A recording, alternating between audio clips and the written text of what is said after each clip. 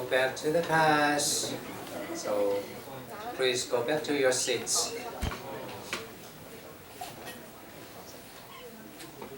We were talking about the food stamp policy here. So the government decided to give food stamps to the consumer so that the consumer may have this amount of food. All right? But if there is a market, this consumer wanted to sell the food stamp he or she has, then this part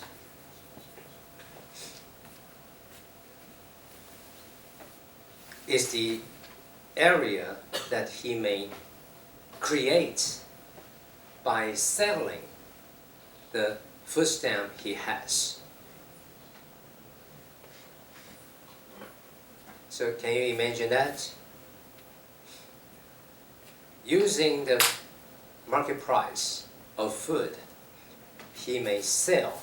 So he may go from this point. This is his endowment point. And he may go in this way, in this way. It depends on how much or how many food stamps he sells to the market. If he sells all the food stamp, so he may earn this money. This is the food quantity, right? And he may sell at the market price. So it's as if he got this amount of money.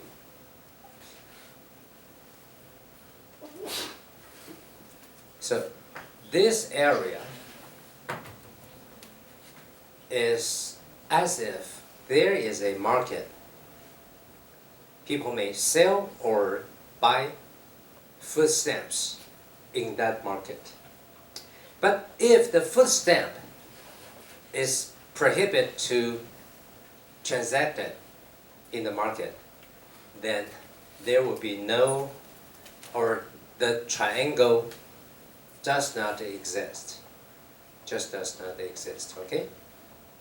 It depends on if you may sell your food stamps from the government. How can the government prevent people from selling the food stamp the government gave them? If you are the government. Acting or enforcing the law? Yeah, but they still may transact in an underground market, right? So if the food stamps, there are names, your name, on the stamps. So I may check. I'll give you food with the stamp. If you give me the stamp, and I give you the food, right? But if the stamps, your name is on the stamp, so you have to show your ID, your personal ID, to verify that you are this person, so that you may buy food from me. Then the transaction just does not exist. Okay? So if you want to do something in-kind transfer, you have to think about this kind of transfer can be sold, can be resold to others or not. So if we may prevent resale, then this triangle does not exist. But if you cannot,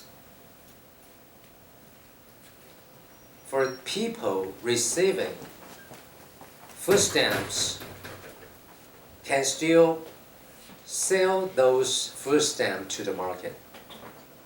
Okay? And they can earn some money back, spend the money on alcohol, drugs, something like that. Alright, let's just assume what? The resale market doesn't exist. There's no such resale market. And after receiving this stamp, food stamps, your consumption can be here. This is case number 1. Okay, so you will think these stamps are useful for you because it saves some money for your expenditure on food. You may buy food using these food stamps, and you buy even more food by paying this amount of money. Okay? With the food stamps from the government, you may even consume more food by the cost of these expenditures, right? Without the food stamps, you got to pay this much money and consume this amount of food, right? Do you understand what I'm talking about? The graph here is not good because I make these 2 points almost on the same vertical line. Let me redraw this diagram.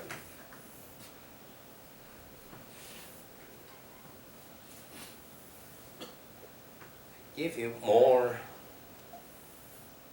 You consume here.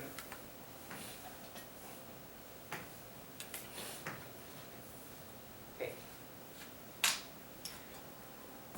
Without the stamp, you consume this much food and you buy clothes. Right?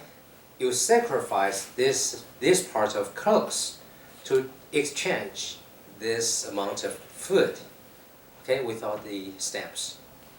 But now, the government give you some food stamps. So you may consume here or even more. Suppose this is the case, you consume here, which means you buy even more food by sacrificing this amount of clothes. So the total amount of food would be here. But this part comes from the help of the government, and this part by yourself. Okay? Once again, without the help, you have to sacrifice this amount of clothes to buy this amount of food. But with the help, you have this much food. And if you want to consume more, then you may buy this part by sacrificing the consumption on clothes. Alright? So totally, you consume this much food with the help of the government and by yourselves. So this is case number 1. You are a heavy demander for food. However, case number 2 here. Let's have a look at this diagram. Initially, you consume here, and the government issue food stamps to you. Government give you some stamps. Alright, you are not consuming here, but instead you consume at the kinked point. Alright? But once you may resell these food stamps, you may create this triangle as I told you, right? If you sell these food stamps to the market, so you may create this triangle, and you may have your optimal consumption here because this point provides a higher inverse curve for you. You feel better off than this one. Okay? So with the stamp, of course you feel better off. But if you may resell this food stamp, you sell these parts of food stamp here to the market and earn back some money, you will feel even better. Alright?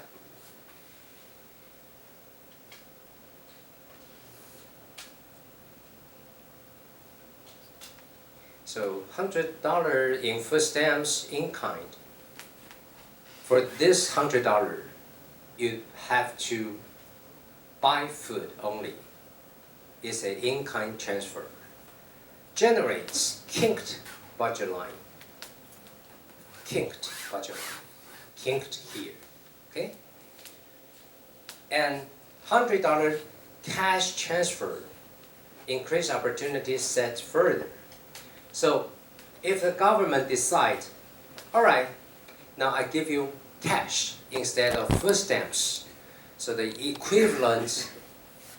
equivalent amount of cash would be this, because the slope represents what? The market price, right? The slope represents the market price. So if I give you cash instead of food stamps, it's just like I transfer cash to you. I transfer cash to you in this amount.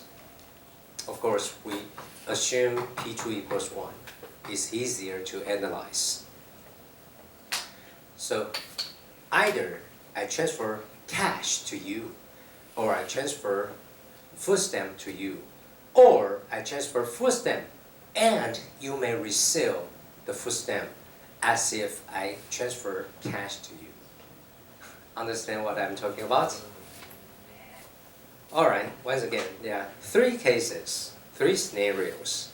The first one, okay, the government just doesn't want to bother too much. So the government transfer cash directly to the consumer. So this is the cash transfer, right? Cash transfer makes you wealthier. Your budget line just increase or just shift outward. So this is a cash transfer to you. And scenario number 2, the government give you food stamp. So it would be a kinked budget line. With the food stamp or on the food stamp, your name is on the food stamp. So you cannot sell the food stamps. So your budget line, your budget set will be this part. Oh.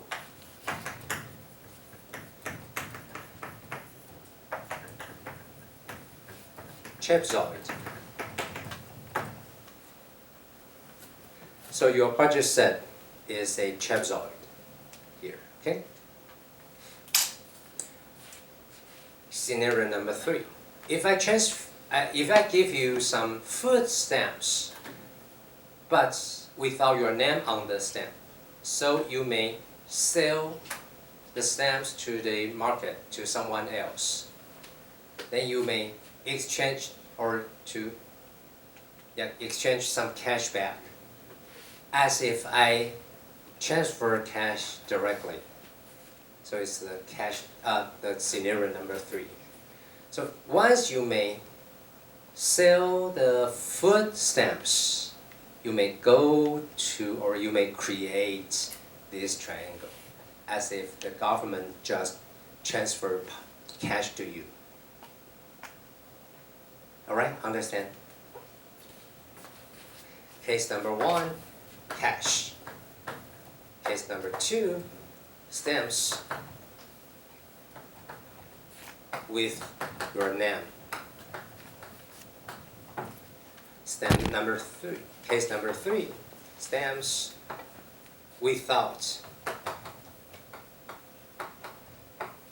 names, so that resale may happen, may occur. Okay? and this 2 is theoretically equivalent. Is theoretically equivalent. Why I say theoretically? Because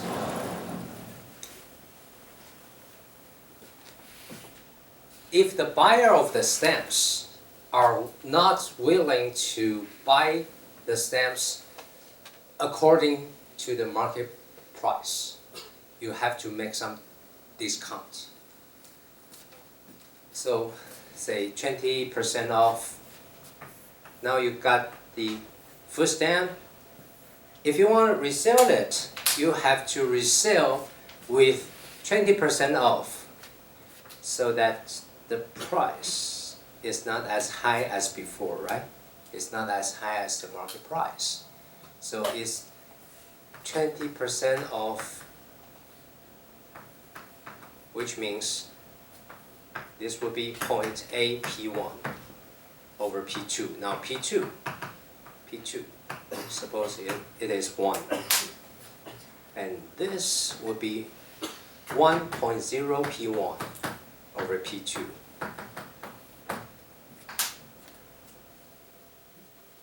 Okay? P1 over P2. 0.8 P1 over P2 would be flatter, right? So if the market price of the food stamp is 20% off than food itself in the market price, then this would be the triangle you create by resell to others. So it's a resale, imperfect resale, and perfect resale, just as if I give you cash, directly. Okay? So if there are some discounts here for the food stamp. Okay? Alright, so as compare the policy with cash transfer and food stamp transfer, in-kind transfer. People would say, alright, maybe cash transfer is better because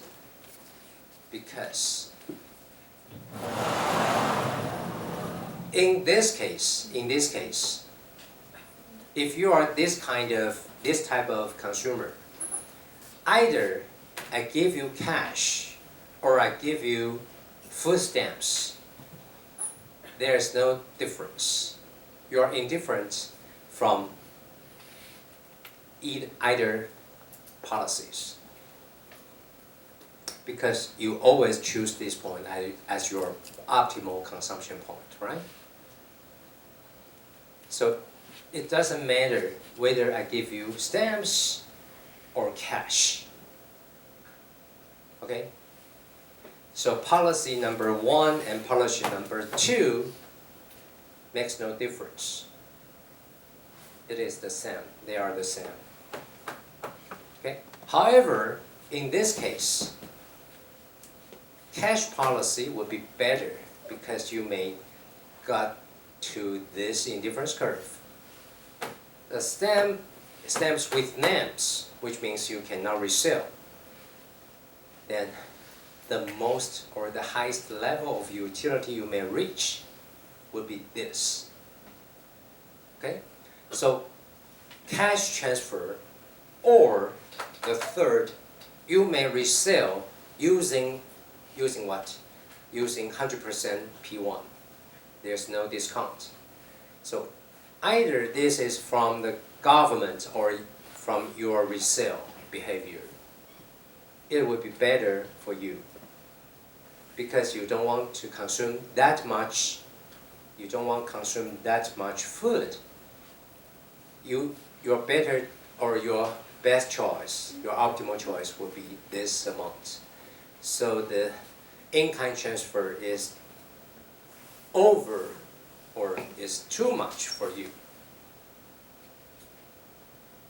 Alright, so by this analysis, economists would suggest that, okay, probably cash transfer or cash transfer policy is better than in-kind transfer policy, because the item you transfer to the consumer may not be the ones they need. All right? So if I give you some, let me think of something that you don't need.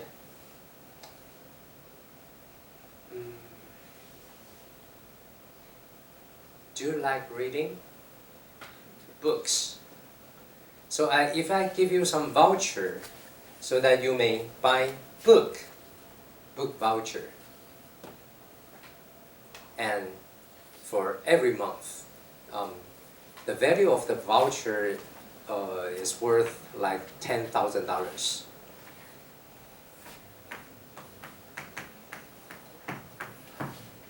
So you may buy this much books if you enjoy reading. You will think, okay, this policy is good. But if you may choose, when I ask you, do you want to have vouchers so that you can buy books, or you want cash, $10,000 cash directly? Which one would you choose? So how many of you want the book vouchers? Raise your hand. Cash. See? All right? So it's better to give you cash, and you may use this cash to buy a few books, but maybe just $3,000 value of books. And you may still keep those $7,000 to buy other things, right? This would be the case. So if I give you cash, you may have the freedom to decide how many books to buy and how many other items to buy. But if I just give you some book voucher, you can buy book only, then you may still better than the original one. However, it's even better if I give you cash. Okay, so economists basically support you to support or prefer the cash policy. However, there are some reasons why we don't do that. So because food stamps can only be used on food, consumers are potentially worse off, okay? Potentially worse off, because potentially worse off. In this case, potentially worse off. But in this case, no different, right? So some people will say, okay, food stamps is fine, because it's indifferent. But for some people who don't need to consume that much food, then potentially worse off.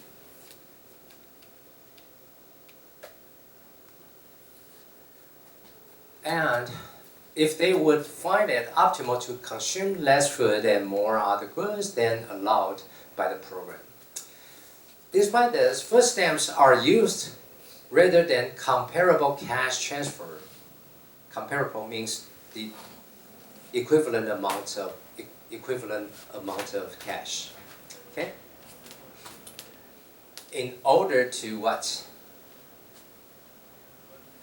To prevent people consuming drugs and alcohols, and encourage appropriate expenditure on food from a nutrition standpoint. Because you know, some poor families or some parents, they don't buy enough food for their kids because they they want to consume some alcohol, some drugs, so they do not care their children that much. But if you are the government, you want all the children of our country can be protected or can grow up with enough nutrition. So from the nutrition standpoint, so it may be better to give or to do some in-kind transfer rather than cash transfer, because you know there are some family or some parents who don't care their children's nutrition that much. And the third reason is to maintain program support by taxpayers. All right, so I'm the government and I do some or I implement some policies. So if I wanted to win the next election, so I have to make the taxpayers happy with my policy implementation, right? So I need to implement something you feel good or you feel right. So even the in-kind transfer is potentially makes consumer potentially worse off than cash transfer. However, because I wanted to win your support, you are the taxpayers. So I want to win your support of my program. And you feel more comfortable providing in-kind rather than cash benefits. All right? So there are some real-world politics concern.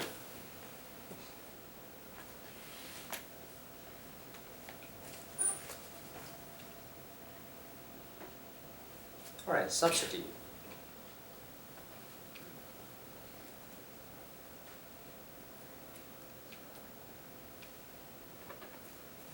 Let me check if this is the last slide. No, not yet.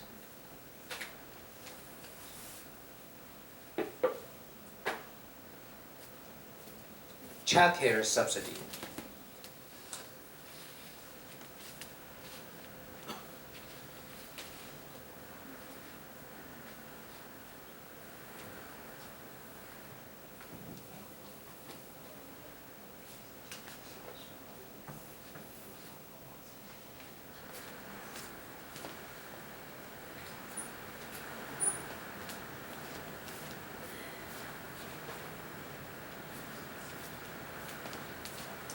All right, initially, this is your budget line, budget set, and you consume at point E1.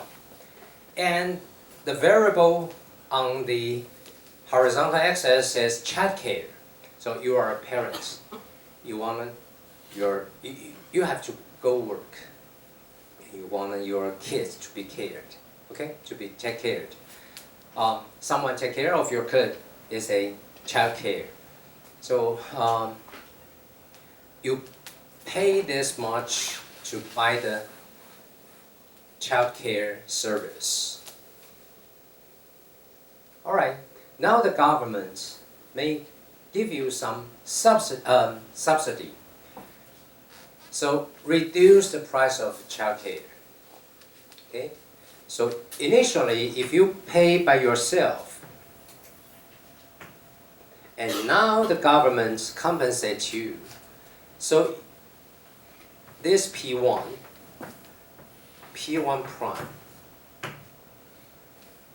prime would be P1 minus subsidy. Okay? I provide some subsidy to you so that you may face a flatter budget line, and you may consume here. So you buy more childcare services. So you may buy more childcare services.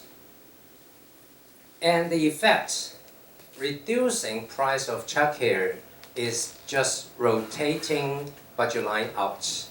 You rotate the budget line out, as I put here, okay?